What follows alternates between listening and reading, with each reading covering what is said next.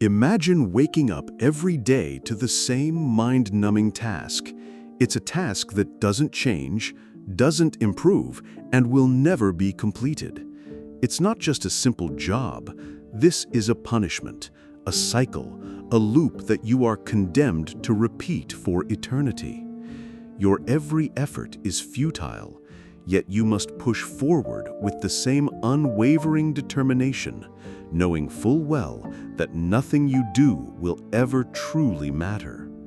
The question arises, how can one find happiness in such a relentless, hopeless existence?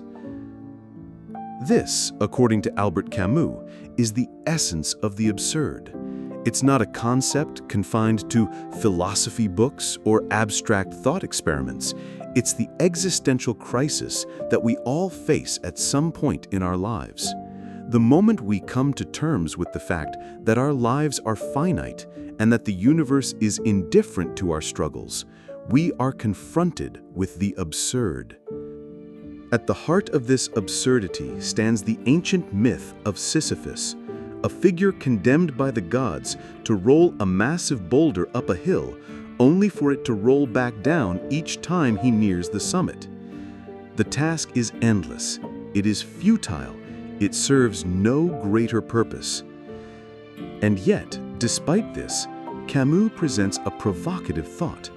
What if Sisyphus is happy? This myth for Camus is not just a tragic tale of punishment, it is the perfect metaphor for human existence. Just like Sisyphus, we are all bound to face the absurdities of life, the constant striving toward goals that often seem unattainable or meaningless. The more we search for deeper meaning, the more we come face to face with the reality that meaning itself might not exist in any ultimate sense. But what if, in this very confrontation with the absurd, we could find freedom? What if, in embracing the absurdity of our existence, we could transcend despair and create our own meaning? This, my friends, is the paradox that Camus invites us to explore. Can we find happiness in a world without inherent meaning? And if Sisyphus can be happy, what does that say about us? To truly understand why Sisyphus is considered by Camus to be the absurd hero, we must first delve into his unique role within the myth. Sisyphus is no ordinary figure. He is not simply a victim of divine punishment. His existence, as Camus sees it, symbolizes the very struggle of the human condition. Sisyphus was a king, smart, charismatic, and cunning, but his rebellion against the gods led to his eternal punishment. His crime? He defied death itself, cheating the gods by escaping the clutches of the underworld. But as with all rebellions against divine authority, his actions were met with punishment. The gods, in their wrath, condemned him to an eternity of toil, to push a massive boulder up a steep hill, only for it to roll back down as he nears the top, forcing him to repeat the same motion over and over again. There is no end. There is no victory. There is only the endless return of the same task. To the casual observer, this is a tale of suffering, a cruel and unforgiving fate. But for Camus, Sisyphus represents something far deeper. The myth, in his eyes, is not one of pure tragedy, but of defiance, resilience, and absurdity. Sisyphus becomes the ultimate symbol of human perseverance in the face of a purposeless universe. Camus argues that Sisyphus is the absurd hero because he embodies the central conflict of human existence. the eternal search for meaning in a world that refuses to offer any. Just as Sisyphus faces the futility of his task, we too confront the absurdity of our lives. Our daily efforts, whether in our work, relationships, or personal growth, often seem to carry no lasting significance. Yet, unlike Sisyphus, many of us succumb to despair, searching for meaning outside of ourselves, whether in religion, wealth, or societal approval, only to find that none of these answers provide the peace we seek. Camus, however, challenges this. He argues that Sisyphus' real freedom comes from his awareness of the absurdity of his situation. In accepting the futility of his struggle, Sisyphus achieves a kind of liberation that transcends despair. He is not defeated by his fate. Instead, he embraces it. He does not search for meaning in the boulder or the hill, nor does he seek salvation from his eternal punishment. His happiness lies in the defiance of the gods, in the very act of pushing the boulder despite its futility. In this, Sisyphus becomes a reflection of every human who faces the absurd. He chooses to continue the struggle, to find purpose in the struggle itself, rather than the end result. His defiance is not against the gods, but against the futility of existence itself.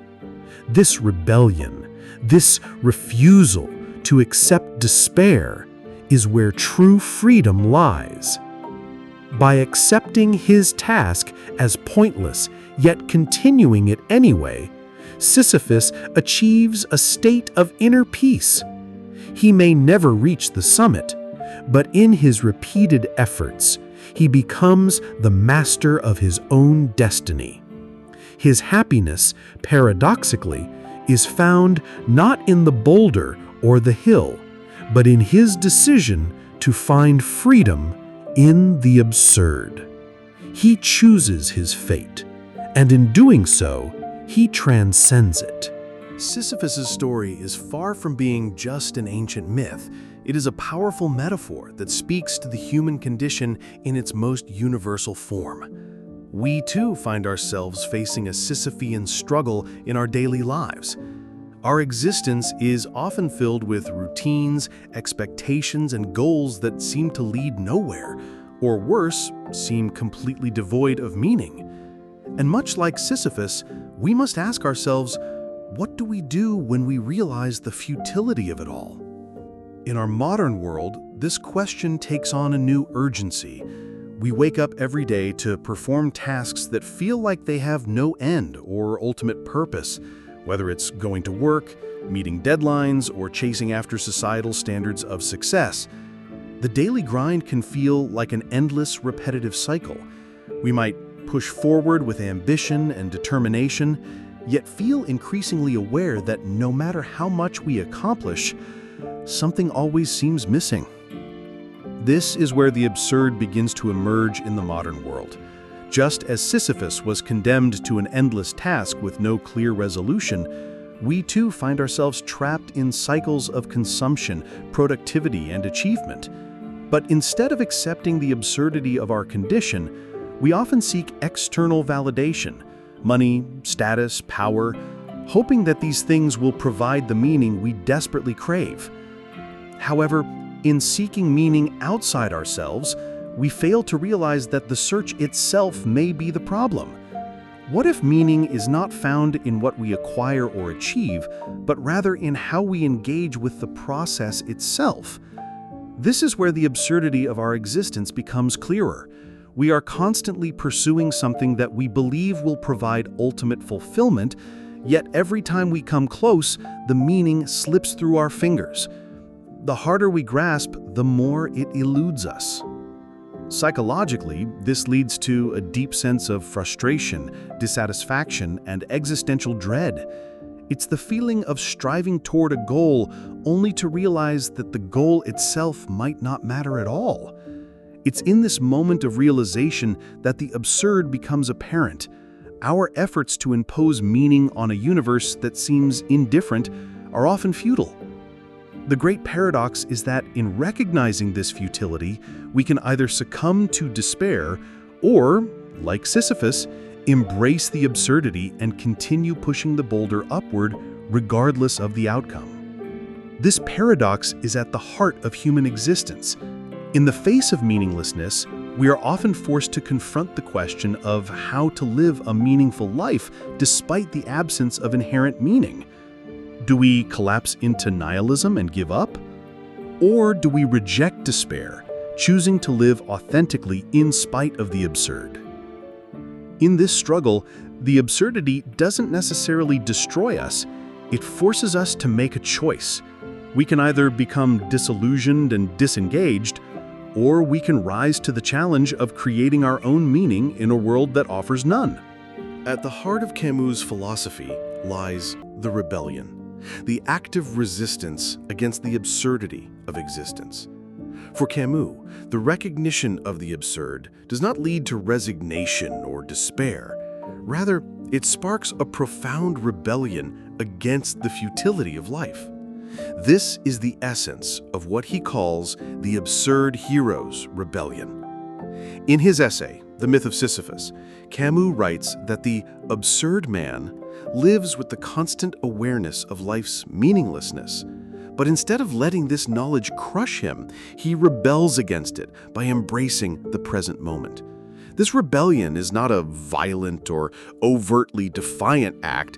It is the quiet acceptance that life, in all its chaos and absurdity, is still worth living. To truly understand this rebellion, we must first explore what Camus sees as the alternative: despair. Despair is the response of those who, upon facing the absurd, turn away from life altogether. It is the retreat into nihilism, the belief that if life has no inherent meaning, then it is not worth living at all. This, Camus warns, is a dangerous path. Despair leads to apathy, to the cessation of all effort, to a withdrawal from the world and from the potential to create meaning through our actions. But for Camus, rebellion is the antidote to despair. Instead of succumbing to the nothingness, the absurd hero continues to live and engage with life, knowing that it has no ultimate purpose, but still choosing to find meaning in the act of living itself. It is through this engagement that we reclaim freedom. Freedom, in Camus' view, does not lie in the promise of an afterlife, the hope for some higher meaning, or the pursuit of external validation. It lies in the defiance of the absurd, in choosing to live without the expectation of meaning or reward. This rebellion against the absurd is best understood through the lens of Sisyphus. In his endless toil, Sisyphus represents not a defeated soul, but one who has fully embraced the absurdity of his task. Instead of trying to escape or give up, he embraces it. He does not look for meaning in the summit of the hill, nor does he wait for salvation. Sisyphus' rebellion is his defiance of the gods and his refusal to let the futility of his task strip him of his humanity.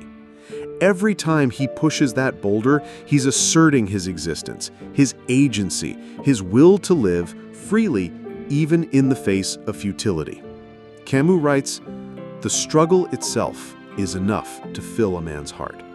One must imagine Sisyphus happy." This, in essence, is Camus' philosophy of rebellion. Happiness does not come from reaching the summit, nor does it come from avoiding the absurd. It comes from the very act of engagement, of fully participating in life, no matter how meaningless it may seem. In this sense, rebellion is a creative act. It is the choice to keep living in a way that is authentic, to find joy in the small victories, and to engage with the world on our terms, despite its indifference to our desires. Rebellion for Camus is not about rejecting the absurd, but about creating meaning in the midst of it. In this sense, Camus offers a radical solution to one of humanity's oldest dilemmas. In the face of an indifferent universe, instead of giving up or seeking to transcend it, we can live fully within it. Rebellion, therefore, is not the act of fighting against the absurd, but of finding freedom within it. As we come to terms with the absurd, we arrive at a profound realization. Freedom is not something to be found in external accomplishments, divine promises, or the pursuit of some transcendent meaning. It is, in fact, found within the absurd itself. The freedom Camus speaks of is paradoxical. It does not come from overcoming the absurd or escaping it, but rather from embracing it. The human mind constantly seeks answers, order, and meaning. Yet Camus argues that it is in the moment we accept that life may have no inherent meaning, that we are truly free. This acceptance, this acknowledgement of the absurd, frees us from the chains of expectation and allows us to live authentically, without the need for a higher purpose or external validation. In Camus' view, Sisyphus' true freedom is not in the possibility of ever reaching the top of the hill, but in his complete awareness of the futility of the task and his decision to continue pushing the boulder anyway. Sisyphus is no longer burdened by the illusion of success, of some distant end. He is free in his defiance. He finds meaning in the struggle, not in the outcome. The freedom Camus speaks of is internal, a freedom of the spirit that cannot be taken away by the world, by fate, or by any external force. This type of freedom can be unsettling for many, especially in a society that constantly tells us that we must strive towards something greater, that we must find purpose in our work, our relationships, our achievements. Yet the more we pursue these ideals, the more we often feel that something essential is missing. The more we achieve, the more we come to realize that nothing truly satisfies the hunger for meaning that plagues our hearts. The more we ascend the hill, the more it seems that the boulder keeps rolling back down. In this context, the freedom that Camus speaks of becomes revolutionary. It is the freedom to stop searching for meaning in all the wrong places, to free ourselves from the endless cycle of comparison, achievement, and validation. It is the freedom to choose our own meaning in a world that offers none. This is not a resignation, but a liberation. We are no longer bound by the pressure to prove ourselves, to be someone we are not, or to live up to the expectations of others. This is the heart of Camus' philosophy, the freedom that comes from living authentically within the absurd. It is the courage to look at life square in the face and say, yes, it is meaningless, but that does not mean I cannot find freedom and joy within it. Sisyphus is happy because he no longer fights against the absurdity of his task. Instead, he embraces it, and in doing so, he gains the ultimate freedom, the freedom to live fully in the moment, to take joy in the act of struggle itself, and to find meaning where none existed before. The myth of Sisyphus, as laid out by Camus, is not merely a story from ancient Greece. It is a profound allegory that echoes through the corridors of modern life, revealing truths that remain relevant to our own struggles and aspirations. The absurdity that Sisyphus faces, the task that seems eternal and meaningless, is not just something that belongs to a distant myth. It is something we confront daily in our own existence. In the modern world, we too find ourselves pushing boulders up hills, whether in our careers, personal lives, or societal expectations. The task may look different on the surface, but the essence remains the same. We chase after success, recognition, and fulfillment, often without realizing that the very act of chasing may be the point in itself. Modern life can feel like an endless series of tasks that seem to repeat themselves, each one pushing us further along the path of achievement, only for the boulder to roll back down again when we approach the summit. Yet, despite this, we continue to strive, to push, to search for meaning. Take, for example, the relentless pursuit of success in today's world. Whether it's climbing the corporate ladder, achieving personal milestones, or gaining approval from social circles, we are often conditioned to believe that these goals will bring us ultimate happiness. But in the face of repeated failures or the fleeting nature of success, we find that fulfillment often remains elusive. We are, in many ways, like Sisyphus, engaged in a cycle of striving only to realize that the summit may never be reached. But this does not mean all is lost. In fact, the very recognition of this absurd cycle can be the beginning of liberation. The modern existential crisis that so many face today, the feeling of being lost, disconnected, or trapped, can be seen through the lens of Camus' philosophy.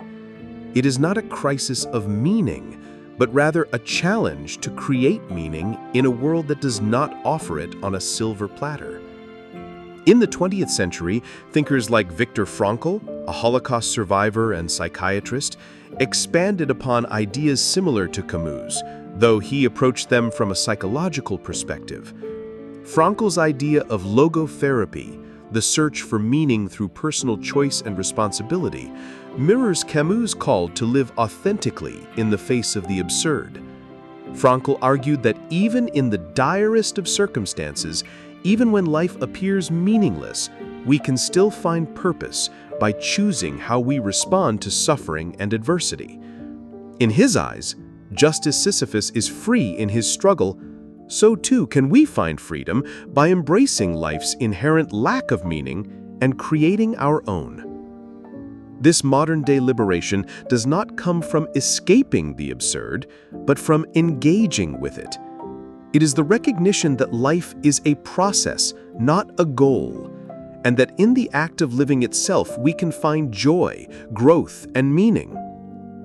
Like Sisyphus, we may never reach the summit, but the act of continuing the climb, without delusion, without expectation, becomes an act of freedom in itself.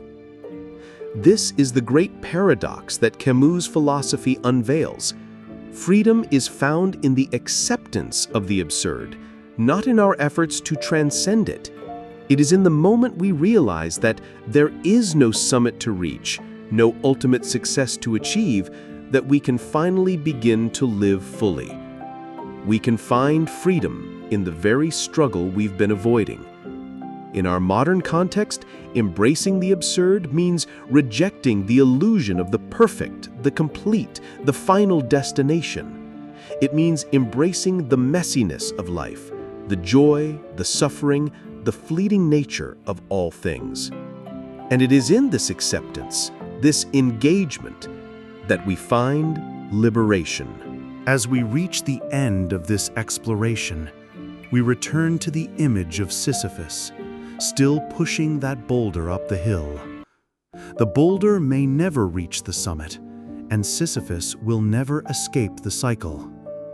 Yet, in his eternal struggle, there is a profound truth. He is free. His happiness is not in the task's completion, but in his conscious choice to continue, to face the absurd with dignity and defiance. This is where the great paradox lies. True freedom is found not in the absence of struggle, but in our ability to embrace it. Sisyphus is not the tragic figure we often imagine him to be. Instead, he is the absurd hero, the one who has confronted life's ultimate futility and chosen to continue, to live with intention, despite the world's indifference. In his rebellion against the absurd, he finds his humanity. This is the freedom that Camus invites us to discover. We live in a world that is indifferent to our desires, to our suffering, and to our pursuit of meaning. But this realization, instead of leading us to despair, can lead us to liberation. We do not need the world to offer us meaning. We create our own. This is the essence of human freedom, the ability to live authentically, to find joy in the struggle itself, and to reject the societal pressures that tell us we must reach some distant goal to be valuable. Life, in its raw, chaotic, and absurd form, can still be a source of profound satisfaction if we choose to engage fully with it. So, like Sisyphus, we must ask ourselves, can we find happiness in the absurd? Can we too live fully in a world that offers no ultimate meaning? The answer, Camus suggests, is yes.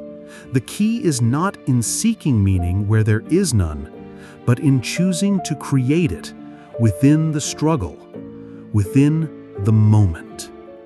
In the end, Sisyphus is happy not because he reaches the top of the hill, but because he chooses to live fully within the absurdity of his task. He continues to climb, not for any reward, but for the joy of the climb itself. And in this, he finds freedom. Freedom that none of the gods, none of his struggles, and none of his endless efforts could ever take away. We too can be free.